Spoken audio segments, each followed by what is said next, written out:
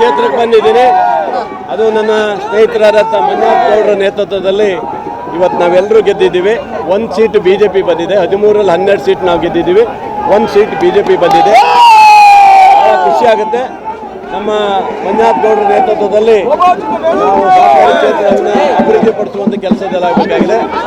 ನಾವು ಹಿಂದೆನೂ ಹೇಳಿದ್ದೀವಿ, ಮುಂದೆನೂ ಹೇಳ್ತೀವಿ, ಸಹಕಾರಿ ಕ್ಷೇತ್ರದಲ್ಲಿ ಯಾರ್ಯಾರು ಭ್ರಷ್ಟಾಚಾರ ಮಾಡಿದ್ದಾರೆ ಅವೆಲ್ಲವನ್ನ ತನಿಖೆ ಆಗಬೇಕು, ಅವೆಲ್ಲವನ್ನ ಬಗೆಹರಿಸೋ ಕೆಲಸ ಮಾಡ್ತೀವಿ.